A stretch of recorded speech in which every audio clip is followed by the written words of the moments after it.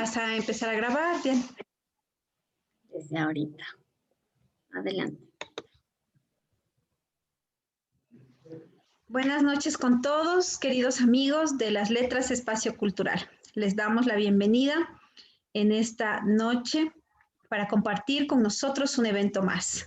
Un abrazo fraterno de todos quienes hacemos las letras, a nuestros amigos que nos visitan por primera vez y a quienes nos están escuchando por Facebook. Y por supuesto a nuestros habituales compañeros de las noches de viernes en estos eventos en los que hablamos de todo un poco en el arte, la cultura y nos nutrimos el espíritu.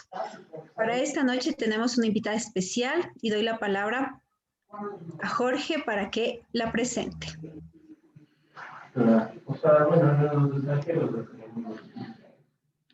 Bueno, gracias, buenas noches. Es una reunión un tanto curiosa porque la semana anterior hubo una presentación de Rosario de Fátima sin estar presente y entonces hicimos algo curioso y la descubrimos en Google, en YouTube, en Google Scholar y fue fabuloso porque es la única manera de estar presente. Yo creo que Rosario de Fátima Almea Suárez, una persona que entendió y practica el hecho de estar en las manos de todo el mundo, en sus celulares, en computadores, y esa presencia. Y habíamos celebrado y admirado en ella su formación, su compromiso, es encontrarse de repente como de casualidad con alguien para enseñarle a leer y escribir, y eso la marcó, me parece, la hizo maestra. Y esta semana igual me pasé leyendo Homo sapiens sapiens, o aquellas tertulias donde las conversaciones donde usted deconstruye el discurso heteropatriarcal, machista, un poco sometedor. Y en esa parte me encantaría pedirle de manera comedida, Rosario de Fátima, ¿quién es la mujer que hay tras de la poeta? Porque es fácil leer a un autor y analizar el discurso, ver un poco la filosofía, pero tras de eso casi siempre hay un ser humano mucho más maravilloso que el poeta. Yo tengo la impresión de que eso es importantísimo, descubrir al ser humano, la mujer, la persona, el afecto por aprender muchas lenguas. Y de esas el Shuar, que me pareció tan interesantísimo. O aquella persona que en la docencia tiene una sensibilidad tan alta que es capaz de descubrir en cada estudiante un ser humano con un potencial enorme e intentar construir una comunidad de lectores, de escritores, de elevar el nivel del país, de los jóvenes, para, qué sé yo, a través de la palabra, a través de la poesía, a través de la narrativa, construir un mejor país. Por eso, dándole una vez más la bienvenida a Rosario de Fátima, me encantaría descubrirla a usted como persona, como ser humano. ¿Quién es Rosario de Fátima? Muy buenas noches, muy agradecida por la doble invitación que he tenido, por la paciencia de las letras y por esa búsqueda que he tenido, mi estimado Jorge, en buscar, ¿sí?, a la persona que se ha hecho de creación con la palabra. Bueno, el definirse a sí mismo es un acto demasiado valiente, ¿sí?, porque es una búsqueda constante que va a ocurrir durante toda la vida y nosotros podemos hacer un resumen ya cuando estamos terminada la existencia. Entonces, el tratar de definirme como un ser humano en el tiempo y el espacio, ¿sí?, en la cotidianidad, digamos, es ser demasiado, no sé, adivina, ¿no?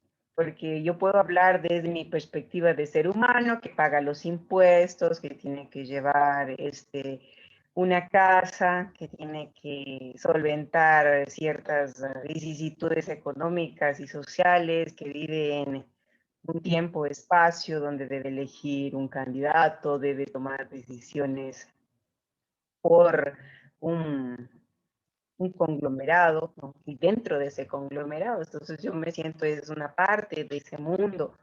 Ahora, como parte de ese mundo de ser humano dentro de ese tiempo, espacio, que me ha tocado vivir, incluso con esta pandemia que estamos, no sé si superándola, esperemos que sí. Em, es una cosa, ¿no? Pero dentro de eso, la magia de la palabra y la magia de la creación es la que yo brindo y que es la que los lectores y las lectoras pueden acceder a través de mis escritos o a través de la lectura que yo realizo de mis escritos. Entonces, esa es la cuestión, ¿no? Entonces, el hacerse un análisis psicológico para ver siempre la voz de los otros, es el que le construye, ¿no? Y eso suele pasar cuando uno ya ha fenecido. Entonces, esa sería mi respuesta. Ahora, las diferentes facetas que yo realizo en esta vida humana, la de ser docente, la de ser escritora, crítica literaria, ¿sí? Esas son las máscaras, como había dicho yo la anterior ocasión, son las máscaras que uno debe ponerse o que uno elige ponerse para manejar el lenguaje, ya que ese lenguaje nos aprisiona y a la vez nos libera. Nos aprisiona porque ya está creado, ya hay previamente una historia, una diacronía dentro del lenguaje, y el construirlo en ese tiempo, espacio, con mi experiencia de vida, ese es mi aporte dentro de lo que es las letras y dentro de lo que es la existencia como usuaria del código.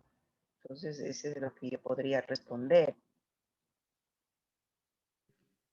Sí, gracias. No, no, de hecho que somos las personas un acto de construcción permanente. Y yo de hecho igual mantengo que uno como que va evolucionando en el tiempo. Y claro, quizá cuando el año anterior moría mi madre, yo hablaba de ella como un libro que se terminó de escribir. Pero hay etapas que van llevando. Por eso es que me llamaba la atención la temática de su escritura. La temática, que eso habla de una posición filosófica, ideológica quizá. Y en un país donde, qué sé yo, hay muchos sesgos de que hemos como vuelto a una especie de oscurantismo. Los últimos acontecimientos hablan de que vivimos una época difícil, por eso es que las personas que piensan, las personas que asumen una posición desde el discurso y hace un efecto transformador de la juventud, que me parece importantísimo. Yo, en lo personal, cuando escribo, no, mis palabras no son inocentes, de hecho, y yo percibo cuando la leo a usted que sus palabras tampoco son inocentes, que tienen un mensaje cargado de, y ahí es cuando quisiera que nos comience a comentar no tanto la forma de escribir, sino el mensaje que hay detrás de su escritura. ¿Por qué sus investigaciones? ¿Por qué, por ejemplo, visibilizar a autoras que en su tiempo no tuvieron visibilidad? ¿Por qué comenzar a ver más allá de lo evidente cuando en las entrelíneas de las entrelíneas, insisto, en lo del discurso de las canciones cotidianas que sirven para sostener un sistema de opresión hacia la mujer, por ejemplo? Usted tiene tantas facetas que es muy difícil encasillar en una sola. Me parece que es una persona con una enorme capacidad creativa y por eso es que me encantaría que nos cuente sobre esas facetas tan interesantes, porque insisto, yo no encuentro y mi intencionalidad en sus escritos, sino más bien cierta dosis de un efecto, no sé si eh, sanador o quizá orientador. ¿Por qué escribe? ¿Para qué escribe? ¿Y por qué? O sea, de hecho, hay personas que entiendo escriben para ser admirados en la manera de estructurar el lenguaje. Pero hay personas que más bien creo que escriben, y es mi caso, porque necesito dejar un mensaje quizá para que en el tiempo pueda ser entendido. Y en esa parte es la única que no he podido descubrir de usted, porque cuando la leo, la disfruto, la leo, me cuestiona, me interpela. Y por eso es que en este segundo round que nos estamos dando, me encantaría ir por esa parte humana, de lo que usted define como máscaras, y en mi caso yo las definiría como etapas de la vida. Bueno, yo defino el lenguaje como una máscara porque en realidad cuando uno nace ya el lenguaje está hecho y nos obligan a aprenderlo con sus discursos, con sus injusticias, con sus contradicciones.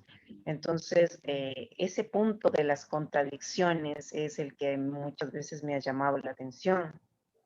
Entonces, cuando estoy en mi faceta, cuando estoy como crítica literaria, ¿sí? O crítica del discurso, porque yo trabajo la crítica del discurso, y usted lo ha mencionado, cuando me enfoco en el análisis de las canciones, ¿no? En realidad del discurso, ¿no? Entonces, y del discurso poético. Entonces, al analizar el discurso que nos viene obligado y que nos dicen que es justo, que es ecuánime, que tiene en consideración a todos, ¿sí?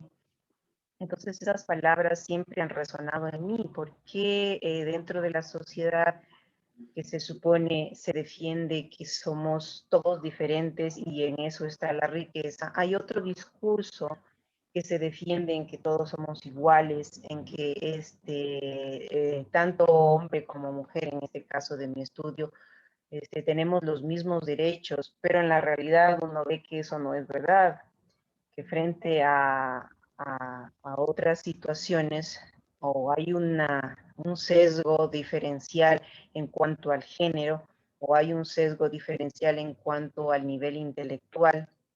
Entonces hay estos filtros que en el discurso hegemónico se dice que no existen. Entonces, yo he cogido la línea crítica. ¿Sí? Dentro de la línea crítica, los autores postestructuralistas han sido los que me han llamado más la atención, porque justamente ellos analizan aquellas diferencias, ¿sí? Aquellas contradicciones y dan valor al hablante dentro de la pragmática, es decir, dentro del uso que cada sociedad, cada individuo tiene del código.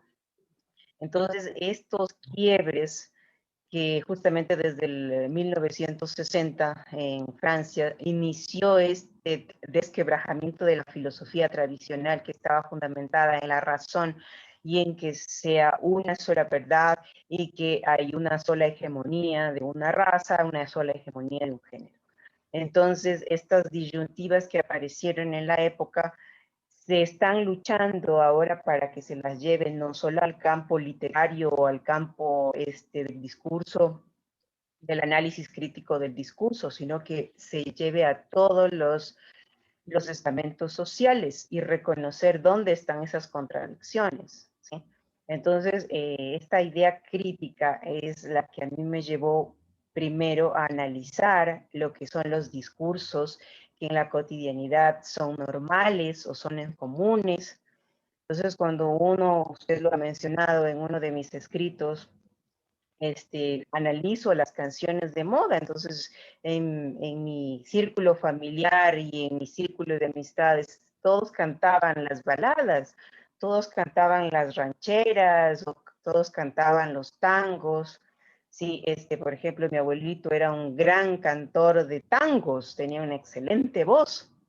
Entonces, alguna vez yo le escuché cantar los tangos y a mí también me gustó, y como tenía buena voz cuando era niña, me enseñaban a cantar y que yo reproduzca las canciones, pero de pronto yo me puse a analizar cuál es la función de los personajes. Bueno, cuando ya estudié literatura me di cuenta que había unos personajes ahí, ¿no?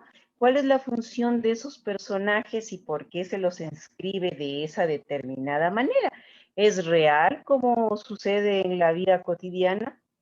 El amor sentimental, ¿sí? Siempre en estas canciones, si las leemos así concentradamente, siempre que enuncia, siempre es una voz masculina, ¿sí? Una voz masculina creada socialmente, que va a ejercer el poder, donde hay una voz femenina que nunca habla, pero siempre es tachada de la culpable de las vivencias del sujeto de la enunciación. Entonces, cuando este sujeto se inscribe como víctima, ¿sí? Y cuando la otra se convierte en victimaria, y uno escucha en la realidad que es lo contrario, ¿sí? Por eso hay la violencia de género, entonces uno dice, a ver, es una contradicción, pero ¿por qué se la divulga? ¿Y por qué incluso las mismas mujeres cantamos con tanto gusto estas canciones? Y creemos que estas melodías nos inscriben o inscriben el sentimiento amoroso. ¿Realmente el sentimiento amoroso es eso? ¿O qué es el sentimiento amoroso? Entonces estas dudas que rondaron mi cabeza desde la adolescencia se plasmaron en mi tesis de pregrado. Sí, en pregrado yo me dediqué a analizar los videos musicales que en esa época estaban de moda.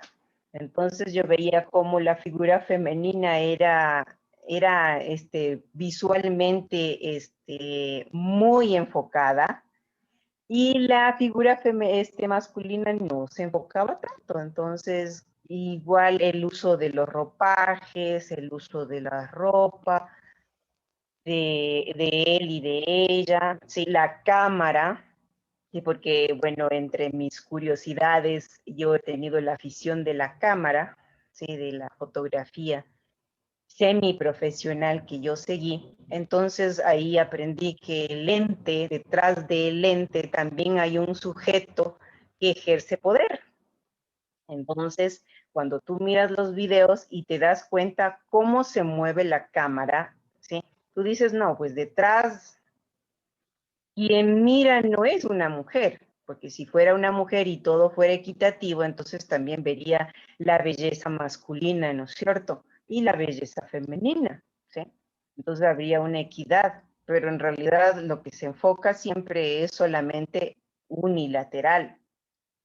Entonces estas diferencias, ¿sí? Me llevaron luego a hacer un estudio ya no solamente de los videos, que es un lenguaje más comunicativo, pero está en la cotidianidad, ¿sí? Lo vemos y no nos damos cuenta y lo sentimos como algo natural. Entonces, esa idea en la crítica, ¿sí? Cómo las cosas se convierten en naturales, cómo estos discursos llegan a inscribir tanto a un sujeto como al otro, le obligan al uno y al otro a actuar de diferente manera, porque el hombre también está sesgado, ¿sí? A una determinada construcción y por lo tanto va a estar marginado. Por ejemplo, si no cumple con el estereotipo de que es fuerte, alto, hermoso, blanco, rubio, ¿sí? Un semental, ¿sí? Que por eso hay la metáfora del toro. Entonces, el pobre ciudadano, el pobre joven, ¿sí? Se va a sentir también marginado de lo que es la sociedad. Entonces, sí se proyecta estas inscripciones, ¿no es cierto?, de la mujer, del hombre, ¿sí? Y sin ver las diferencias o las diferentes posibilidades de elección, ya sea la soltería o la homosexualidad, etcétera. Entonces, ¿qué pasa con nuestra sociedad? ¿Realmente es equitativa? Entonces, justamente eso me llevó a cuestionarme y a buscar autores que podrían haber pensado algo parecido a lo que yo me estaba imaginando. Entonces, cuando yo me di cuenta que no me había inventado, que no estaba fuera de tono, sino que ya había una crítica a este sistema desde, ¿sí? Sor Juana Inés de la Cruz, que si leemos la famosa versos, ¿sí? Donde inscriben, y hay unos versos más abajo, donde ella habla de unos lentes especiales que la sociedad inculca a los seres humanos. Entonces yo digo, estos lentes, sí, ¿dónde están? ¿Quién los creó? ¿Sí? ¿Por qué recurrimos a ellos siempre? ¿Sí? Entonces ahí incluso analicé, hay otro texto que yo tengo donde analizo esta lucha que hay entre lo que se considera como civilizado y natural, porque a veces la naturaleza es tomada como fundamento para justificar el nivel social, es decir, este animal, como decía Hobbes, este leviatán que ha creado el ser humano, que es el Estado, y trata de copiar a la naturaleza. Pero otras veces, cuando te pareces a la naturaleza, es el peor pecado que puedes hacerlo frente o dentro de la sociedad. Entonces hay una disyuntiva. Una vez la sociedad o la cultura defiende a la naturaleza como base o fundamento de todos los regímenes, por ejemplo, en lo de género siempre hay lo sexual, ¿sí? Que va a determinar la comprensión y por lo tanto la subyugación de todas las leyes hacia este dispositivo. Y hay otras veces cuando se dice que no, la naturaleza es algo que tiende más a lo instintivo, mientras que lo cultural tiende más a la razón. Entonces, cuando hacemos un análisis de estas contradicciones, ¿sí? Ya de manera científica o epistemológica, entonces uno se da cuenta que sí hay unas contradicciones y se trata de vender dentro de la sociedad algo homogéneo. Entonces, en esta supuesta belleza del mundo, hay muchos que quedan fuera, ¿sí? Hay muchos que son marginados. Si adelanto un poco de lo que iba a tratar sobre mi tesis, ¿sí? Yo analizo la cuestión de los feos, es decir, cómo dentro de las sociedades hay un grupo que es considerado como feo y un grupo que es considerado como bello. El bello es aquel que va a seguir los lineamientos sociales, mientras el considerado como feo es aquel que va a ser marginado, olvidado, ¿sí? Aniquilado, ya sea de manera metafórica o de manera real. Desgraciadamente, la manera real ha causado la violencia de género y causa ahora los feminicidios, ¿sí?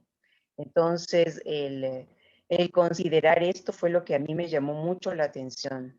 Entonces, cuando ya encontré la teoría, ¿sí? Que yo requería para fundamentar y organizar el pensamiento y la reflexión, que eso es lo importante, y lo que muchas veces ha sido negado a la percepción femenina, porque siempre se la ha encasillado dentro de lo que es lo sentimental, ¿sí? Entonces, sentimental no puede pensar.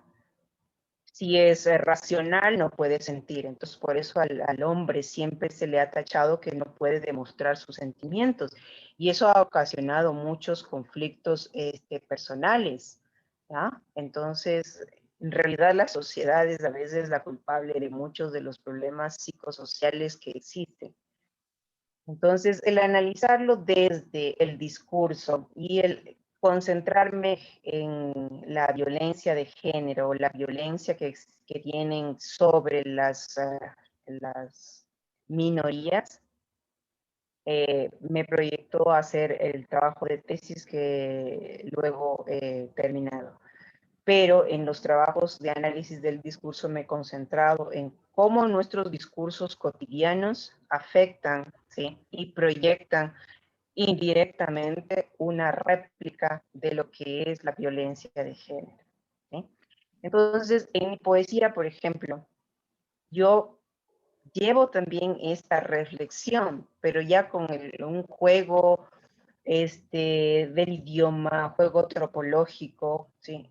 Donde pido la reflexión de quien lee, ¿ya?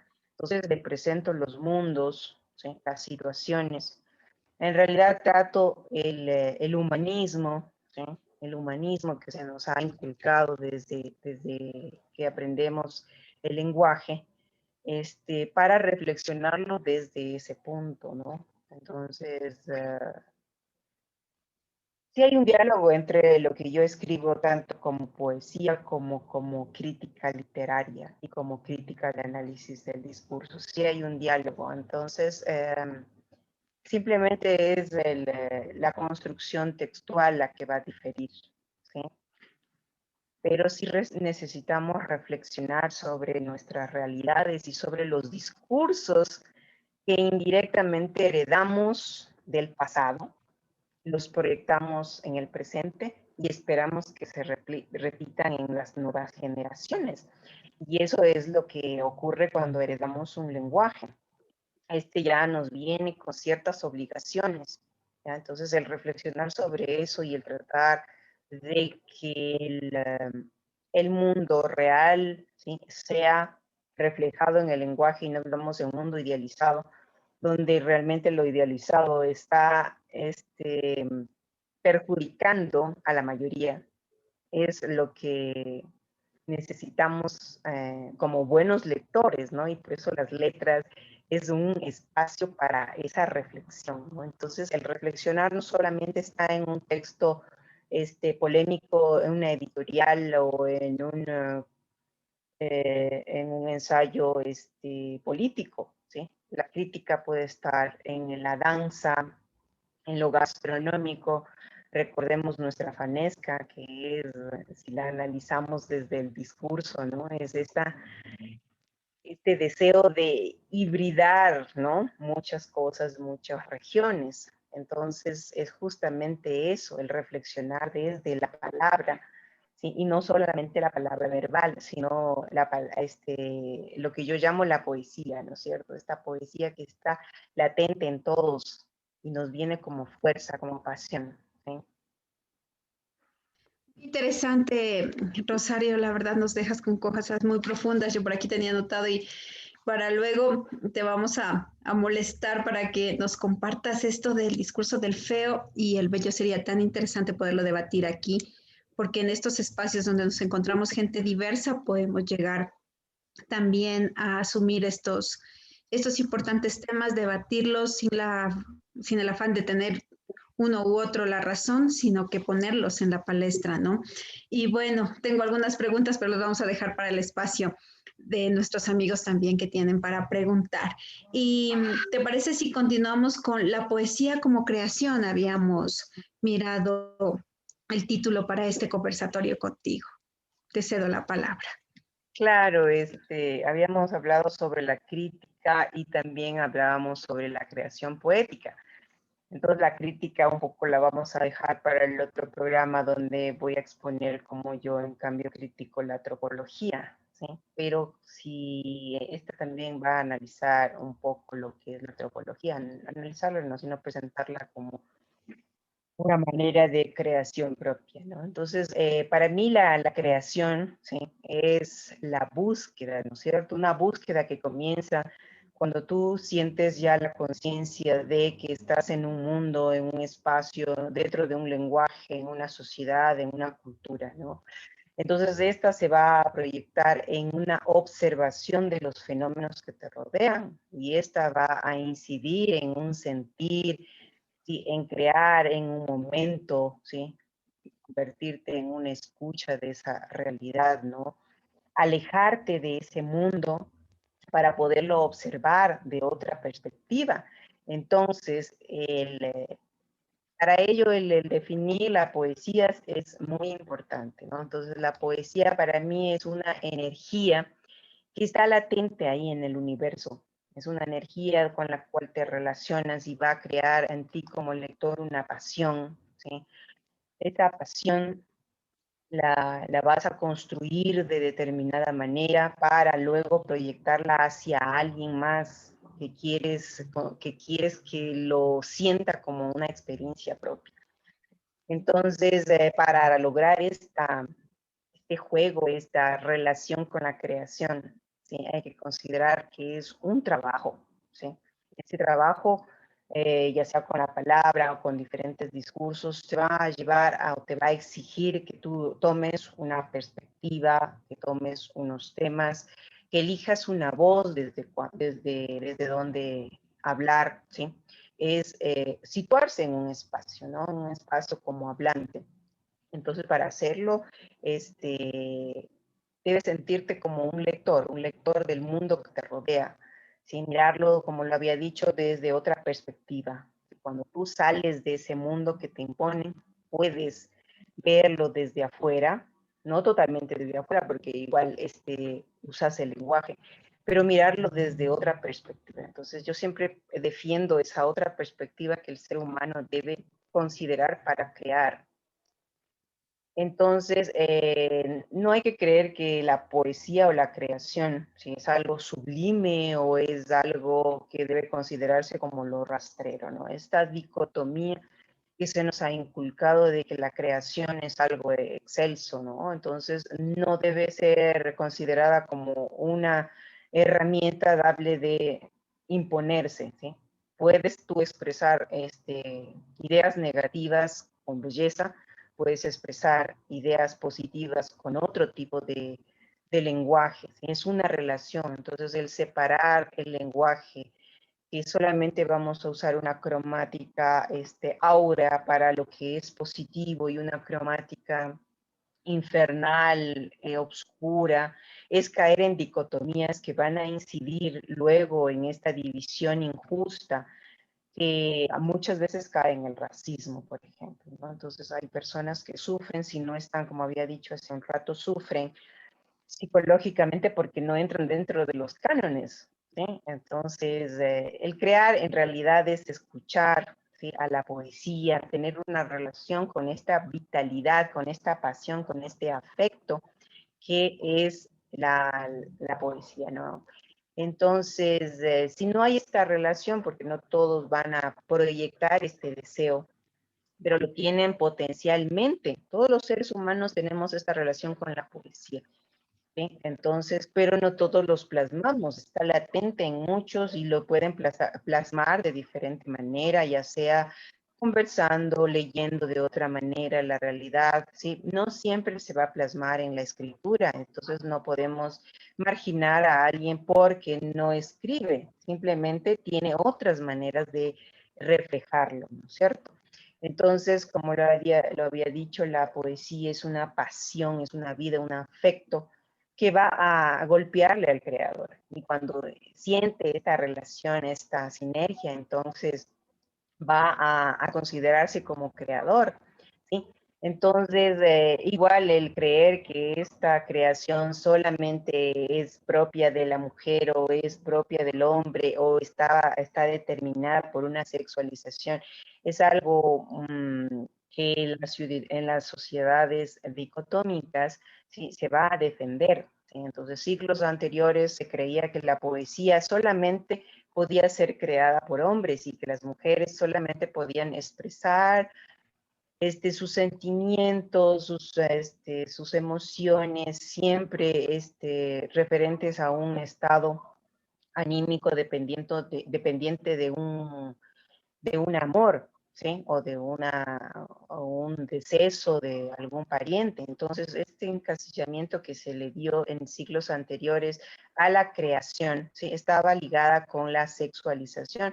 Y actualmente deberíamos separarla, porque la creación, ¿sí?, no tiene relación con el género, tiene relaciones con la reflexión y con esta relación que yo hablo de la poesía con la persona, ¿no? Cómo observa el mundo, cómo es afectado por este mundo, cómo reacciona frente a este universo, a este mundo. Entonces, la poesía en sí va a encontrar una manera de proyectarse, ya sea a nivel verbal, a nivel textual, a nivel digital, musical, a través de la danza, ¿no? Entonces, puede ser la narrativa, puede ser la poesía, cualquiera de los lenguajes. La cuestión es que haya esta sinergia entre el que siente y la poesía, que es la que le afecta y te da esta pasión que yo había mencionado, ¿no? Entonces, es cuando se exige, ¿no?, este juego, este ardid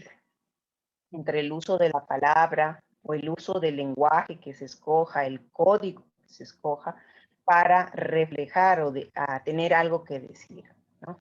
Entonces, puede usarse la misma palabra, transgredirla. La cuestión es hacer los guiños, ¿sí?, con el lector, ¿sí? Recuérdese que la creación exige también que encontremos ya sea amigos o enemigos para entablar esta relación, para darle esta experiencia, porque el lenguaje, como como código mismo tiene sus limitaciones y la poesía a veces le exige otras cuestiones que no tiene el lenguaje. Entonces es cuando se crea la tropología, se crea la musicalidad, es decir, cuando uno ya elige el discurso, entonces aprende los reglamentos de ese tipo de discurso para a partir de eso jugar, a darle relevancia a cada uno de los signos que van a constituir esa morfología y esa sintaxis. Entonces, el jugar con los sentidos, el jugar con los significados es lo que hace que el creador, ¿sí?, construya un universo propio a través de la palabra o a través del código que ha elegido, ¿sí? Entonces, en este universo propio va él a inventarse o ella, ¿sí? No es sexualizado, pero en la gramática nos obliga a hacer esta diferenciación de género.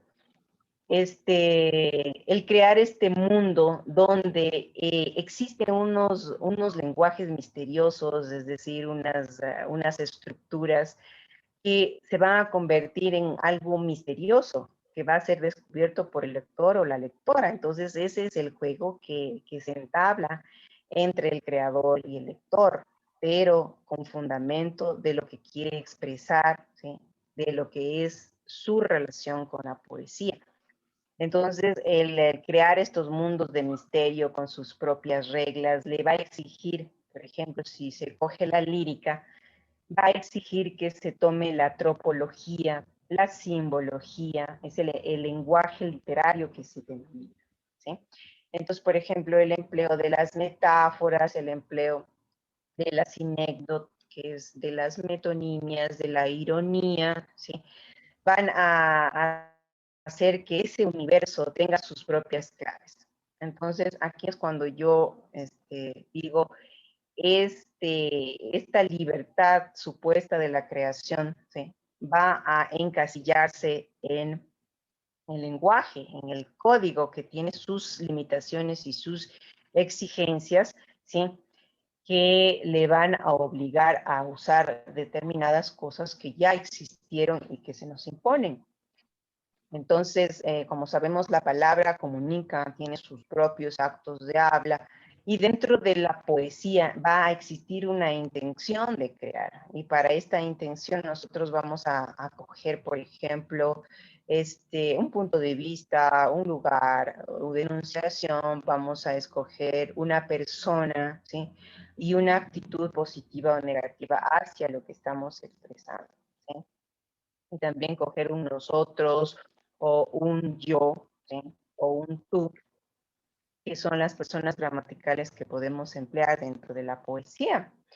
Sin embargo, lo que yo quisiera aquí recalcar es que no siempre el yo de la poesía, por ejemplo, en mi poesía yo puedo decir yo, pero no soy yo. O sea, el yo de ser humano que me preguntaba antes nuestro querido amigo, no siempre es el que está en la poesía. Ese yo es un invento, y por eso yo hablaba de las máscaras que exige el lenguaje, ¿no? Entonces, yo me pongo en la visión de otro, en la perspectiva de otro individuo o de otro ser humano, y lo creo, ¿sí? Y me invento cómo sería su relación de experiencia con la poesía, con la vida, con el entorno, ¿sí? Entonces yo me ubico en ese otro espacio y a través de ese hablo, ¿sí? Ahora ese otro puede ser uno real que sí existió, como en mi segundo libro, es más de testimonio de lo que había a mi alrededor, de mis referentes, ¿ya? Por ejemplo, en mi primer libro, Homo sapiens sapiens, en cambio, es otro tipo de testimonio, ¿sí?, un testimonio más universal, donde, a pesar de que existe un yo, ¿sí?, ese yo no soy yo, ¿sí? No es el yo autor, ¿sí?, real que habla ahí, ¿sí? Es el creador que encontró esta pasión, esta nota, ¿sí?, que le alteró el sistema y lo quiere proyectar a través de la utilización de un yo. Entonces, Eso sí, igual ocurre en la narrativa, no siempre el yo es autobiográfico, ¿no? Entonces, incluso en las propias biografías, ese yo es inventado, porque mucha de la información de la vida no queda en el papel y otra se va a cambiar, ¿sí? Entonces se está creando, se está haciendo una selección de la vida. Entonces el creer que ese yo es el autor, ¿sí? Esa es una diferencia que sí es dable tenerla en consideración y evita ciertas discusiones demasiado rígidas que ha tenido la crítica desde la academia, ¿no? Entonces, el creer que ese yo es el agiográfico de ciertos personajes y que lo que dice en la poesía es lo que vivió, lo que sintió, es olvidarse que el lenguaje también es un ardid, ¿no?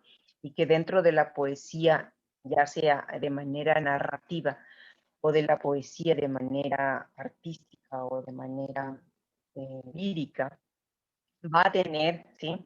su, su propia creación, su propio mundo, ¿no? Y sus propias reglas dentro del texto.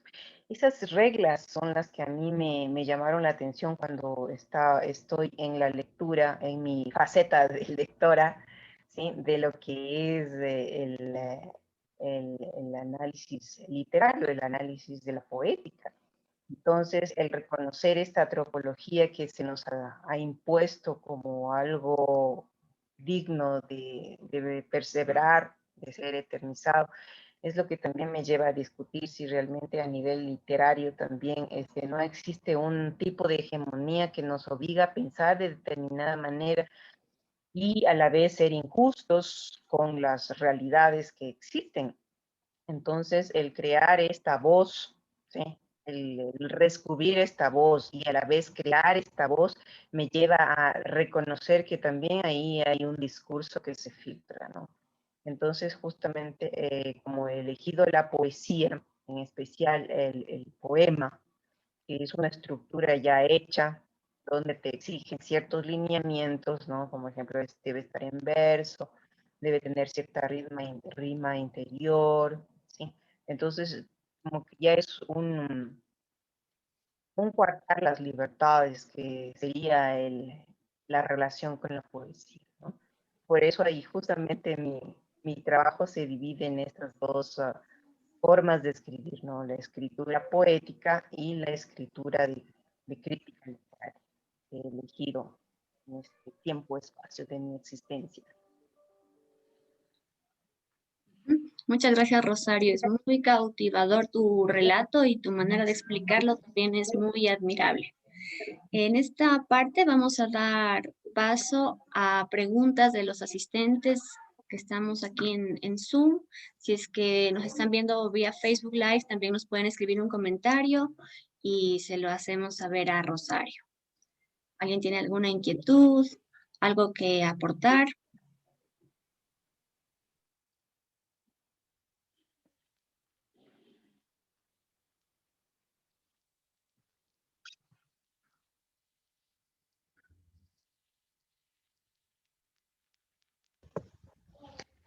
Bueno, creo que están tímidos en esta noche. ¿Alguien por ahí? ¿Una pregunta en este espacio? Sí, Alcino nos dice. Hola Rosario, ¿qué tal? Hola, Gina, qué gusto. Gracias por su compañía siempre. Sí, tengo una consulta, ¿no? Este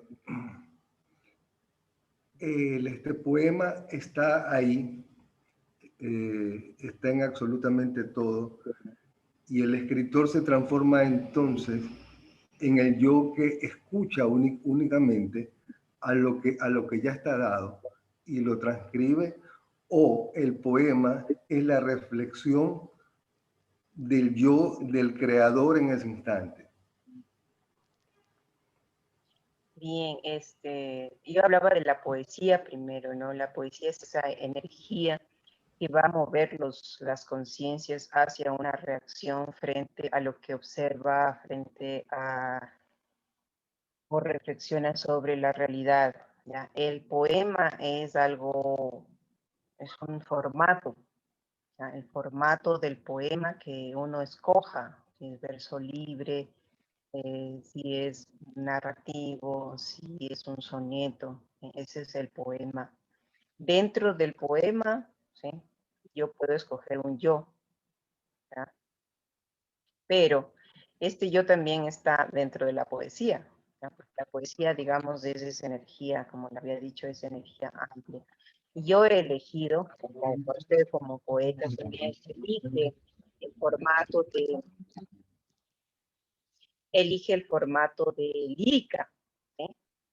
Y elige dentro de la lírica el poema, determinado poema. Es una estructura, ¿sí? Ejemplo, pero ¿sí? Esa reflexión que usted va a dar, ¿sí? Está dentro de la poesía. Yo puedo hacer esa misma reflexión en un dibujo, puedo hacer la misma reflexión en un texto digital, puedo hacer la misma reflexión en un ensayo, en una canción, ¿sí? O en el poema mismo, ¿ya? Entonces, incluso puede estar la reflexión dentro de un juego. Hay muchos juegos que tienen escondidas ciertos aprendizajes, ¿sí? Entonces, la idea que yo quiero plasmar en el poema, ¿sí? Está dictado primero por la poesía, por la relación que yo he tenido con la poesía, que el sujeto creador tiene con la poesía. Y ahí uno elige cualquier formato.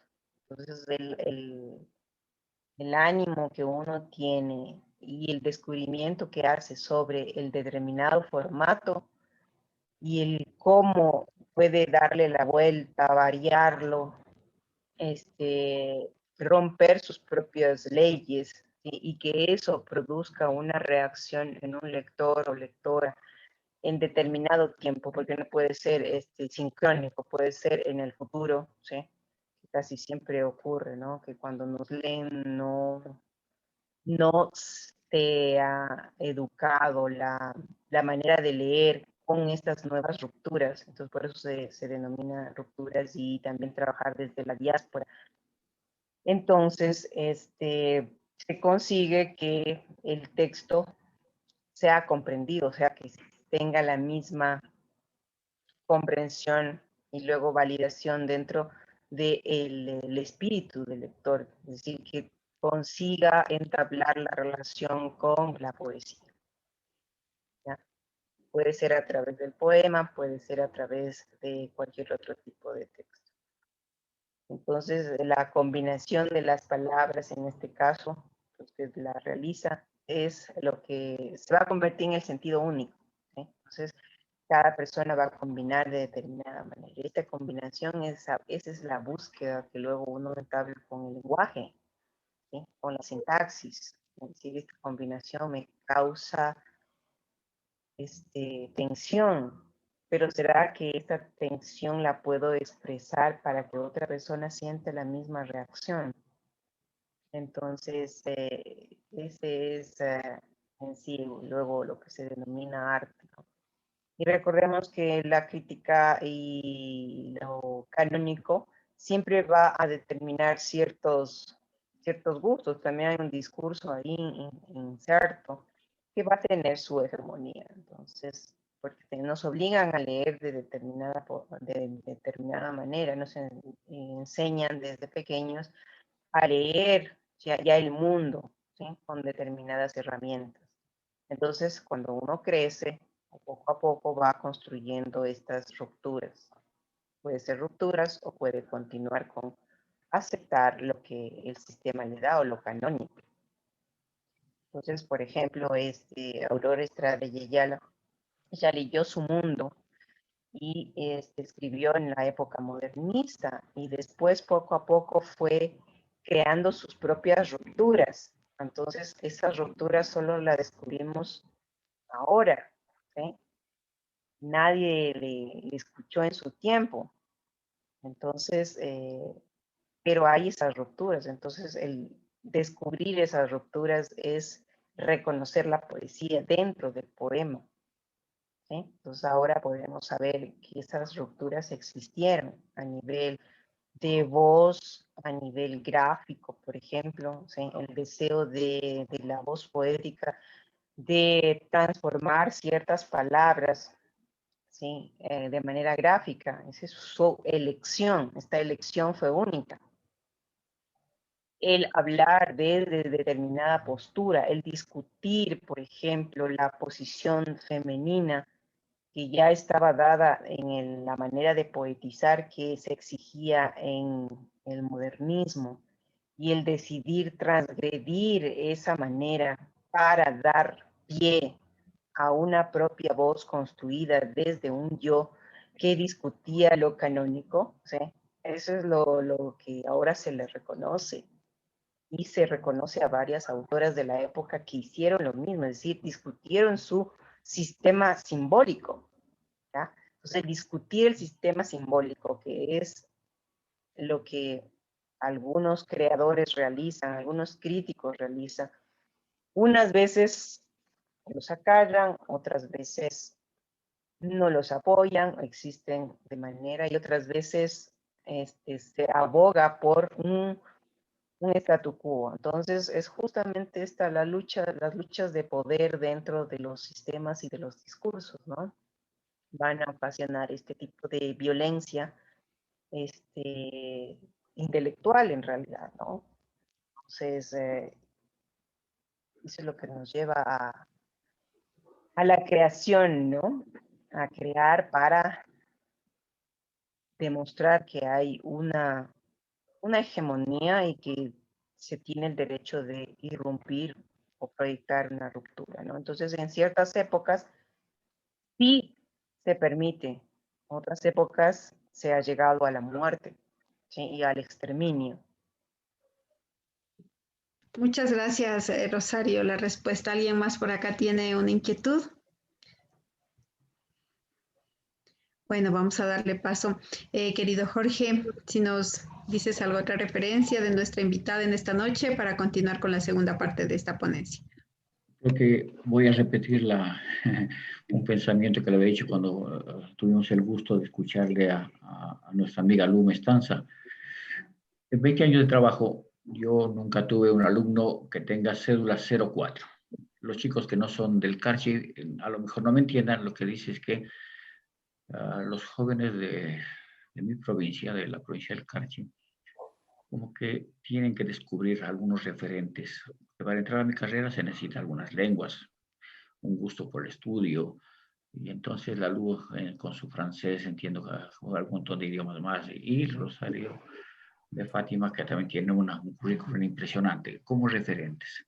Que el programa, que las letras llegue a lugares donde ustedes, queridos amigos, se conviertan en referentes del deber ser. Esto sea el mínimo, el mínimo o la media, diría yo, la media, la preparación académica, que es fundamental. Y de las cosas que yo he podido ver con muchísimo gusto es que para encontrarle a Rosario de Fátima lo que encuentro es en el Scholar Google. En el Google Scholar que me permite, ahí está ella, toda su formas como se presenta y en esa medida me es fácil encontrarla. Por ejemplo, aquí me dice, me encanta, voy a empezar por el último porque dice que ha estado en el jardín de infantes. En la escuelita soy la Ugarte del Andívar, en el Colegio Manuel de la Cañizares, en el posgrado, en el pregrado en la Universidad Católica, el magíster en diseño curricular en la Universidad Politécnica Salesiana, el magíster en literatura en la Católica, el doctorado en literatura en la Universidad Simón Bolívar. Nos habla de, tiene como docencia, como experiencia en las carreras de comunicación, antropología, psicología, ha dado semiótica, lingüística, psicolingüística, análisis del discurso, literatura y lenguaje verbal y redacción periodística, periodística, redacción académica, oratoria. Y tiene un currículum tan genial. Una parte que me encanta, que realmente me rompe, que me gusta, es su nivel de idiomas. español, el francés, el inglés, el alemán, el latín, el japonés y el shuar. Y dentro de eso, en su producción académica, igual estoy leyendo en el Google, el cuerpo, entre otras, el cuerpo como símbolo en la poesía de Aurora Estrada, las imágenes del binomio padre-hijo en la poética martiniana, Ondas Espinosas, el niño como símbolo mesiánico de dos poetas, la figura femenina de Beatriz revivida de la mujer estrella de José Martí, interpretaciones literarias, las lecturas desde la mitad del mundo, Homo sapiens sapiens, entiendo, hay un montón de libros que tienen el mismo nombre, violencia de género aprendida en la narrativa de las canciones modernas, el táctica para vencer el olvido, feminizaciones en la poética martiniana, el indígena y el fotógrafo, y tengo una serie de producciones. Entonces, yo decía, qué bueno que las letras traigan personajes de ese tamaño, como los otros personajes que cada uno le aportan, que nos dejan referentes, porque creo que la capacitación, sin ser un hecho absolutamente extraordinario, nos muestra el camino para las nuevas generaciones. Y por eso es que quería tener el gusto de haber leído de su misma página, escrito por usted misma, algo de su perfil profesional y su capacidad creativa. Y frente a eso, solo tengo que, si estuviese en una película de las que hace el análisis del discurso, diría me pongo a sus pies. Me parece genial. Y es una mujer jovencita. Y entonces, solo me imagino que el futuro nos deparará muchísimo, muchísimo, muchísimo más. Y es maravilloso tener personas con esa capacidad creativa. Y no tanto por la cantidad, sino por la calidad de obras, por lo que implica, por lo que compromete, por lo que tiene una misión que cumplir. En esa parte he tenido el gusto de leer desde el computador algo de la vida de Rosario de Fátima. Gracias, Irene.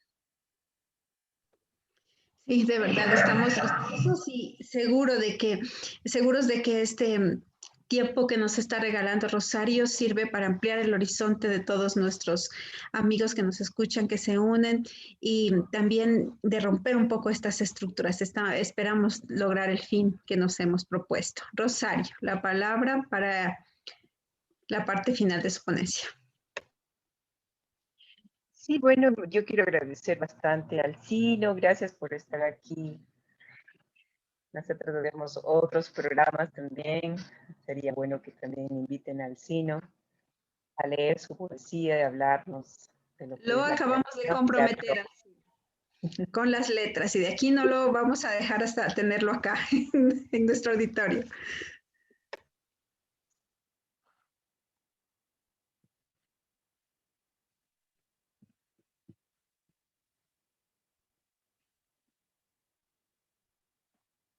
El audio. No escuchamos a Rosario. ¿Aló? Sí. Ahí sí. Ahí sí. Ya.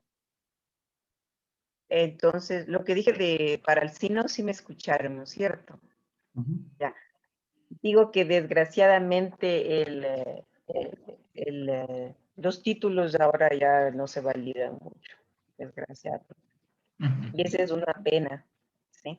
Que ya las personas no entran por su capacidad o no son valoradas por su capacidad, desgraciadamente. Entonces,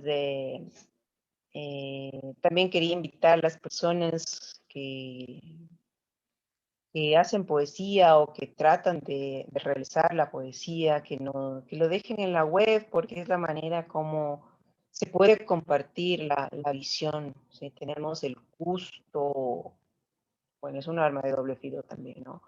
De tener el Internet y YouTube para compartir lo que es la creación, ¿no? Entonces, antes, bueno, las personas que querían escribir y trataban de entrar en un canon y a veces no lo hacían, no podían dejar escuchar su producción y se perdió en el tiempo, ¿sí? Mucha de esa producción. Pero ahora podemos, ¿sí? Escucharla, ¿sí? Saber que existe, ¿sí? Que no solamente otros países tienen la potestad para imponernos sus literaturas, sino que también el Ecuador tiene derecho a hacerlo y a ser escuchados por nosotros mismos, a ver nuestras reacciones frente al mundo, frente a la situación, frente a esta pandemia, ¿no? Que aparentemente nuestros problemas no han suscitado poesía y creen que en el mundo no existe sino otras violencias, pero en nuestra realidad sí existen, sino que los poetas ecuatorianos no brindan su poesía en un momento que se lo requiere, ¿no? Entonces, el hacer conocer la poesía es lo importante, y en esa labor trato de trabajar, ¿no? También con uno que otro programa que yo hago sobre lecturas poéticas de varios autores contemporáneos, entre ellos Alcino, que siempre me colabora, y otros autores nacionales, ¿no? Entonces tengo algunos proyectos para hacer unas antologías sobre lo que es la producción ecuatoriana, tanto desde la visión de género como desde la creación tanto narrativa como poética, ¿no? Entonces, en ese trabajo es el que yo he tratado de dar un granito de arena, como se dice, ¿no? Entonces, espero que también aparezcan autores ecuatorianos que quieran compartir su poesía y lo hagan en los espacios virtuales, ¿sí? Eso me gustaría compartir. Sí, sí, bueno, yo creo que con esta ponencia y esta reflexión que hemos tenido en esta noche se deja, podría decir que ha sido muy enriquecedor. Tengo muchas cosas que nos podría dejar esta conversación con Rosario de Fátima, pero quiero dejarlo en esto de que deja la voz del que escribe sin entrar dentro de los cánones que le imponen, o sea, se deja abierto ese espacio para quienes escriben, porque muchas veces, como dice Rosario, muchos creadores creen que hay que seguir tal o cual estructura, entonces creemos que Rosario es una autora que rompe con todas esas estructuras y es un lujo para las letras tenerla acá y que nuestros amigos escuchen que es posible hacer eso, que nuestros jóvenes escuchen que es posible hacer eso, que todas las personas que quieren escribir, lo miren que hay que, por supuesto, prepararse, que por supuesto hay que leer, pero que se puede salir de ese canon estructurado y seguir creando cosas maravillosas como la poesía y la creación de nuestra invitada en esta noche. Queremos también ver si alguien tiene por ahí alguna opinión antes de continuar. Hola. La Lucy. Hola, sí, qué agradable poder escuchar en esta noche a Rosario. Yo tengo una gran estima y admiración por ella. Tuve el honor de que fue mi maestra, de que haya sido mi maestra en la maestría de literatura en la Católica. Siempre estaré agradecida por ello. Solamente quisiera pedirle a Rosario que nos comente lo que siempre digo, ¿no? ¿Cómo hacemos para obtener los libros que tal vez todavía no tenemos? Que nos informe, porque seguro aquí hay personas que estamos deseosas de poder acceder a estos libros. ¿Dónde están? ¿A dónde vamos a obtenerlos? Gracias, Lucy. Muy gentil por tu participación. Sí, están en Amazon. Las personas que pueden acceder a Amazon pueden bajar todos los libros. También está en El Ángel. Homo Sapiens Sapiens está en El Ángel de manera virtual. Entonces te metes en la página del Ángel y en la parte de ventas de libros, ahí te lo venden en digital. Entonces puedes bajarlo también. Rayuela tiene el texto de Homo Sapiens. Fondo de Cultura tiene mis ensayos.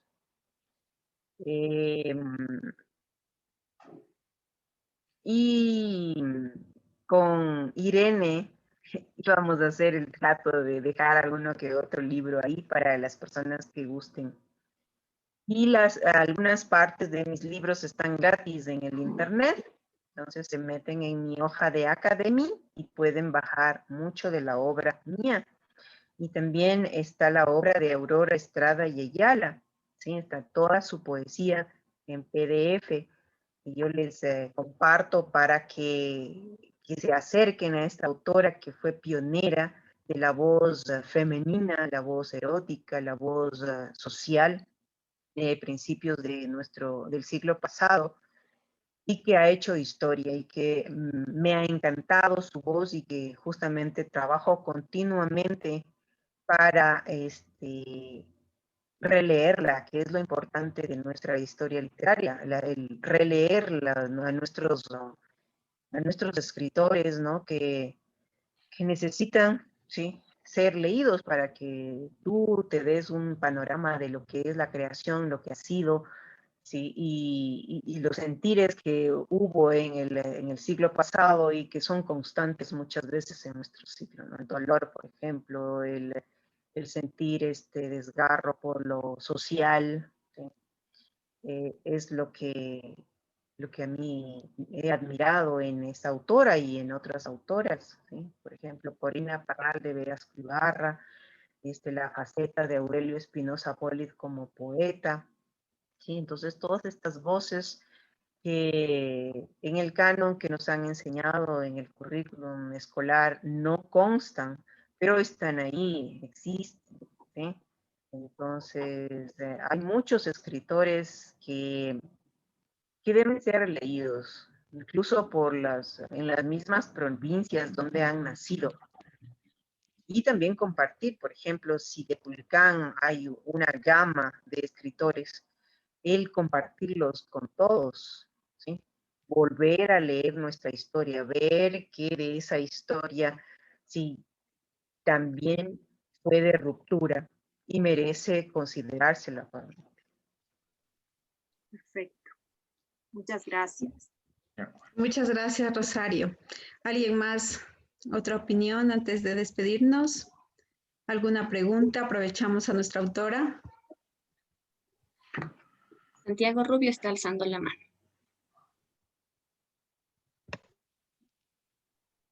Buenas noches con todos, con todas. Disculpen, ando con problemas acá de conexión, así que ahorita lo hago a través de mi voz, pero bueno, he estado acá presente escuchándote, Rosario. Felicitaciones por la exposición. Gracias. Y sabes que el otro día nos metimos en una discusión con un amigo, escritor, narrador, por un artículo que apareció en el diario La Nación. Y, y quisiera jugar a esto un poco contigo también, ¿no? Por lo que has dicho, tú has mencionado que es necesario un poco, em, si no destruir, cuestionar por lo menos el canon, de manera que se revalorice a aquellos autores que han quedado también un poco por fuera, ¿no? Entonces quisiera que te juegues un poco, ¿no? Que nos digas qué autor canónico, qué poeta estarías dispuesta a, a obviar, a soslayar, ¿no? Te lo digo así porque con mi amigo se armó una ardua discusión y de hecho hubo una vez en presencia tuya en una clase, estabas tú en el curso con el Leonardo, ¿no es cierto? Con Leonardo Valencia. Sí, ¿no es cierto? Estuvimos en ese curso. Entonces, Leonardo preguntó un día sobre Rayuela y esto fue lo que armó la discusión con mi amigo también. Me preguntaba quién había leído Rayuela. Todos levantamos la mano. Después dijo, ¿quién leyó 2 veces Rayuela? ¿No? De las 2 maneras que se puede hacer. Y yo dije, y yo no levanté la mano.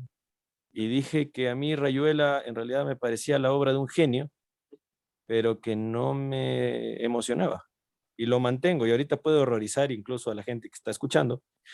Es la obra de un genio, indiscutible, pero no me emocionó nada. Entonces, esta cuestión de también poner en tela de juicio a los clásicos me parece importantísimo. ¿A quién pondrías tú en tela de juicio de los clásicos? Un poco para romper el canon. Gracias. En tela de juicio a todos. A todos. Porque por algo están en el canon. Porque alguien, ¿sí?, tiene su sesgo sobre esa manera de perdurar. Entonces, si está en el canon, es que debe ser discutido y ver por qué su discurso se lo ha repetido tantas veces y se lo considera como eternizado. Entonces, según el autor que yo estudio, que yo sigo, que es el Derrida, ¿sí? Todo lo que está visto como presencia debe ser discutido, porque algo se esconde detrás de eso. Entonces, todos deben ser discutidos. Ahora, el hacer o eliminar, pues no creo que tampoco deba eliminarse, ¿sí? Porque esos que fueron como los considerados como canónicos deben ser vistos porque, ¿sí?, son considerados como canónicos y discutir esos detalles que los llevaron a ser tales. ¿Ah? Es como lo que ahora sucede. En las fiestas cívicas, los héroes, ¿sí?, son reconocidos o revalorados como héroes, pero nadie se cuestiona los defectos que tuvieron esos héroes. Entonces, las nuevas fiestas, las nuevas celebraciones, ya sea de héroes europeos, héroes nacionales, ¿sí?, el botar las estatuas, ¿sí?, ¿sí?, nos lleva a reflexionar, ¿sí?, que no es necesario botar la estatua en sí, porque ya está en nuestra mente, en la historia, su existencia, así que el botar la estatua no hace mella. Pero el reflexionar y el decir, a ver, nosotros de tal fecha celebramos el natalicio de tal personaje, pero no lo celebremos, sino que recordemos cuáles fueron las fallas y a qué grupo étnico, grupo social, ¿sí?, ese héroe, ¿sí?, lo marginó. Entonces, nos sirve para reflexionar sobre el pasado, ¿sí? Entonces, lo que ocurrió en octubre, ¿sí?, es cierto que es una manera de expresión, pero no subsana nada, ¿sí? Otra vez tenemos el puente, las fechas cívicas, ¿sí?, y esa parte no discutimos porque nos gusta el puente. Pero esa fecha no nos sirve para reflexionar que ese héroe, ¿ya?, fue construido con determinada intención y que de esa intención todos los que vinieron después, ¿sí?, valoraron esa intención, pero ¿quiénes estuvieron en el fondo? ¿Quiénes fueron los que fueron subyugados, aniquilados? ¿Sí? Entonces, eso es lo que debemos hacer hoy. Que ese héroe nos sirva para reflexionar, que como categoría de héroe, detrás de esa mitificación, detrás de esa imagen, hubo un grupo humano que sufrió violencia, que fue aniquilado, ¿sí? Entonces, estamos recordando a los otros, ¿sí?, a los que no tuvieron voz. Entonces, eso debería ser la celebración, recordar a los que no tuvieron voz gracias a esa figura, ¿sí?, que se mitificó por intereses masculinos, ideológicos, literarios, ¿sí? Pero esa figura debe servir para reflexionar, porque si se le borra de la historia, no construimos nada, ¿no? Entonces alguien vendrá y dirá, ah, no, él fue un héroe, ¿por qué se lo ha borrado de la historia? ¿Sí? Desgraciadamente, ese pequeño detalle no solo se lo hizo el 9 en octubre en Ecuador, ¿sí?, y se lo hace siempre el botar las estatuas, ¿sí? Si rememoramos, los egipcios también hicieron. Entonces hay muchas de las estatuas egipcias que están sin nariz, sin brazos, el rostro está borrado, el cartucho que era el nombre está deteriorado. Y esa era una manera de expresión, y sigue siendo una manera de expresión de los marginados, de los silenciados, frente a esta hegemonía de ciertos grupos. Pero si usamos de esas mismas estatuas, de esas mismas formas, para reflexionar sobre los otros, ¿sí? Y sobre cómo las sociedades valoran estas tendencias a ser injustos, ¿sí? Esa es la guerra dicotómica. Pero a nosotros lo que nos toca es reflexionar, porque cambiar el pasado ya no podemos hacerlo, pero sí reflexionar sobre aquello que va a ser perdurado en la memoria de los otros, de los que vienen, de los que van a crear, a poetizar, a discutir, ¿sí? Bueno, Pero, ay, esa, perdón, Irene. Entonces tú dices, votemos la estatua de Martí que está acá en la Mariana de yo no Jesús. digo que voten. Y además no es estatua, es una pintura. No, no, no, estaba bromeando nada más. Digo porque en tu tesis de alguna forma lo cuestionas, pues ya me parece excelente. O sea, Cuestionas, tú mismo lo has dicho, cuestiono, para que ahora los críticos y los que leemos no creamos que la mujer que está representada ahí como signo es la que debe ser la que se inculca para el siglo XXI. Por sí, eso no, también por llevo a la supuesto. reflexión de que en las canciones, sí, ¿por qué la mujer, por ejemplo, si escuchamos a Maná de manera crítica, sí, cantamos las canciones de Maná y oímos las canciones de Maldita Bruja y El Ángel de Luz, no sé qué, pero no nos ponemos a reflexionar que siempre hay una voz masculina que crea. ¿Y qué pasa? ¿Por qué no escuchamos la versión de ella? Tuvieron la misma relación. Escuchemos la versión de ella, porque ella está silenciada. ¿Ah? Entonces, lo que proyectaré la otra vez, si es que me dejan el espacio, es justamente esto, ¿no? El cuestionar, reflexionar sobre lo que nos han heredado como lo único, ¿sí? Es lo que nos toca ahora a los críticos. ¿Sí? No todo lo que tú me dices es cierto. Déjame ver otras perspectivas, ¿no? Entonces, el ver esas otras perspectivas es lo que nos lleva a reflexionar, ¿no? Rosario, Entonces, no a totalmente. condenar, no a condenar, es que digo, entonces ya no se lea como por ahí sugirió alguien, ¿no?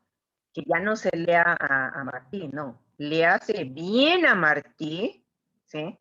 Pero con el sesgo de qué se quería imponer, que todos somos iguales. ¿Y qué pasa con los indígenas y los negros? Y los homosexuales y el resto de personas discapacitados y diferentes. ¿Va? ¿Qué pasa con si leemos que la mujer solamente es ángel del hogar y ahora las pobres que decidimos ser solteras condenadas al infierno? ¿Ya? Y ahora hay mujeres que no pueden tener hijos, psicológicamente desgraciadas. Y a otras que viene porque era linda, hermosa, preciosa, y viene alguien y le desgracia la vida. Y no podemos decir, es que ella era la hermosa, entonces le tentó. Entonces esos discursos son los que tenemos que pensar.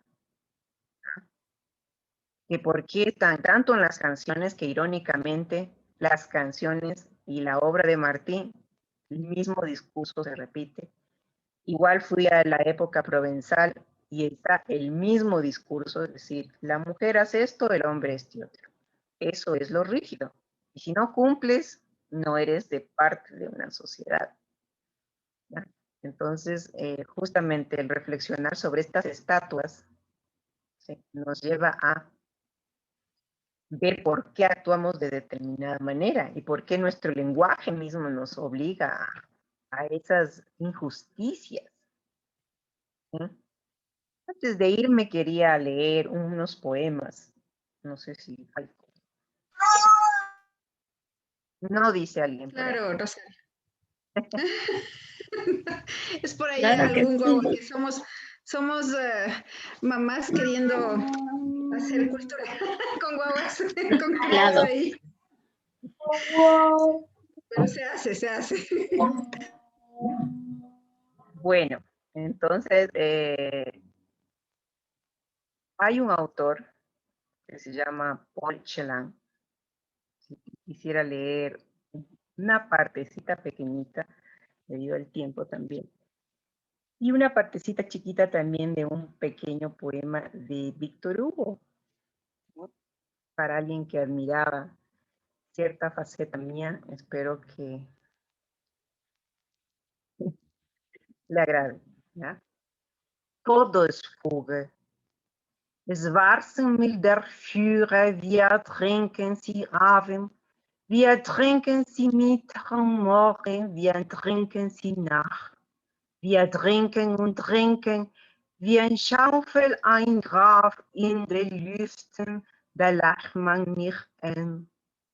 Ein Mann wohnt im Haus, der schreit, wenn es das Spiel mit den Schlagen, der schreit, dunkel nach Deutschland, dein goldenes Haar, Margarete. Y les leo el de Víctor Hugo. No sé, es justamente el poema de Paul Celan, que se lee en español, y trata justamente de la época nazi, cuando les toca en esta metáfora que la hace beber la leche negra y tratar de a través de la escritura jugarse y crear este cielo que a veces, ¿sí?, no es capaz de darle esa libertad. Y lo único que tiene que hacer es aceptar la letra de otro, la letra de aquel que los condena. Es muy hermoso el poema de poesía. Y el poema de Víctor Hugo, ¿sí?, que trata sobre la función del poeta dentro de la sociedad. También voy a leerles un pequeño fragmento. Les poètes et des jours impies viennent préparer des jours meilleurs et l'ombre des utopies. Les pieds ici, le Dieu ailleurs, celui qui surtue les têtes, et tout un pareil au prophète, dans sa main où tout peut tenir, doit quand l'insulte, aucun l'a lu, comme un proche qu'il s'écue. Père, femme, loyer, l'avenir, peuple, écoutez le poète, écoutez le revers sacré, dans votre nuit, sans lui complète, lui seul a le front éclairé, des temps futurs pressant les ombres, lui seul distingue leurs flancs sombres. Bien, en este fragmento de la función del poeta, justamente Víctor Hugo lo construye como aquel que va a iluminar, ¿sí?, al resto de la humanidad, va a defender, va a cambiar el mundo, lo inscribe como un poeta, perdón, como un profeta que está sobre las cabezas del resto de individuos, ¿no? Y va a proyectarle un mundo mejor, un mundo que se va a aproximar a las utopías. Entonces, la construcción aquí, si analizamos desde la idea ilustrada, ¿no? Entonces vamos a considerar esos sesgos de que siempre el poeta es superior y que vamos a vivir en un mundo utópico y vamos en realidad a olvidar el mundo real, ¿no? Entonces, eso me gustó compartir. Y también quería leer un fragmento de Perdón, un ratito, por favor, Rosario me...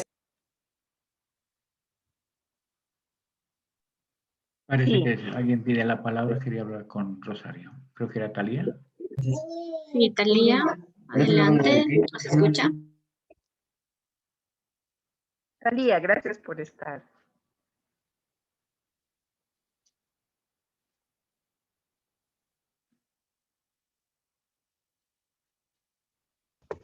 No le escuchamos a Talía, está sin el micrófono abierto. A ver, ¿ahí sí? Sí, gracias.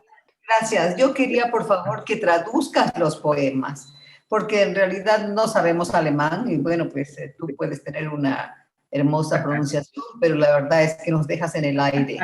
Y no es lo mismo que tú nos expliques el poema que escuchar la traducción que tú debes hacer del poema. Y lo mismo en francés, algo entendemos, pero quisiéramos que los traduzcas para entender el verdadero sentido de los dos poemas y reflexionar individualmente sobre ellos. ¿Será posible? El de todo es fuga. Te puedo traducir los dos primeros versos debido al tiempo. Dice, Okay. La negra leche que en la mañana tomamos, en la tarde volvemos a tomarla y lo hacemos igualmente en la noche. Esto nos lleva a beber y a beber y a querer construir una tumba en el cielo en la cual no cabemos. Hay un hombre en su casa escribiendo con las serpientes de la escritura hacia un lugar llamado Alemania. Y solamente existen los dorados cabellos de Margarita. Y el del poeta de Víctor Hugo. El poeta en estos días impíos tienen la percepción de los días maravillosos, el hombre de las utopías, con un pie aquí y otro allá, el uno aquí sobre la cabeza de los hombres, en el tiempo donde se debe creer en los profetas, en la mano todo lo que puede tener, fuera de ello solamente el insulto, como el toque seductor que va a anunciar el mundo venidero. Gente, pueblo, escuchen al poeta, escuchen a este soñador sagrado, donde en su noche va a completar y ser la frente que va a esclarecer en los tiempos futuros y entre las sombras. Gracias. Ya talía un gusto. Quisiera leerles un fragmento de un poema de Aurora Estrada Ayala, que es maravilloso y tiene la perspectiva existencialista, ¿no? Fatum. Siempre fui triste y me sentí extranjera en todas partes. Ardía mi lámpara y sigue ardiendo, azul, violeta. Me quema todo con su antigua llama, creciendo y marchitándose en diferentes tallos. Me dobla la nostalgia sobre ignorados mapas. Quiero escarbar perdidos cementerios y abrir ciénegas ánforas con mis pálidas manos. Como siempre, estoy triste bajo el alegre vuelo de los pájaros y ciega voy con mi agonía, tremante hasta el borde del día. Bajo una lenta lluvia de lágrimas azules, yo muero cada noche. Y les invito a leer esta poesía que es muy sentida para sentir el contacto con la creación, con la poesía en realidad, ¿no? Muchas Lo invito a gracias, leer los Rosa. míos también por internet. Sí, claro, por supuesto.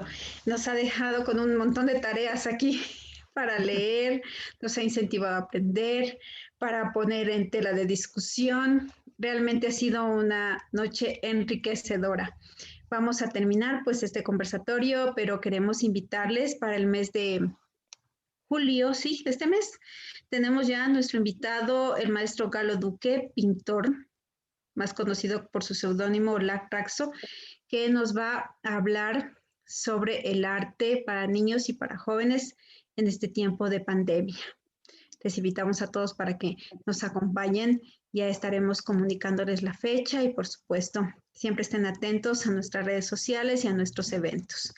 Rosario, las palabras finales para despedirte, y si alguien quiere también despedirse, el micrófono está abierto. Gracias a las letras por esta invitación, a los compañeros y conocidos que se han dado cita en este espacio, también a las personas que luego vean en diferido este programa.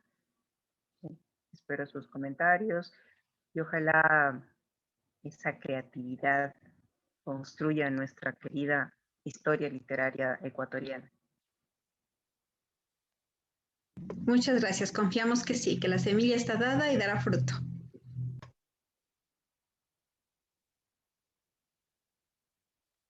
Sin más, nos despedimos. Buenas noches con todos. Que tengan un lindo fin de semana. Un abrazo desde el norte del país, desde Tulcán, para todos ustedes. Un cálido abrazo y hasta la próxima. Gracias con todos. Hasta luego. Buenas noches.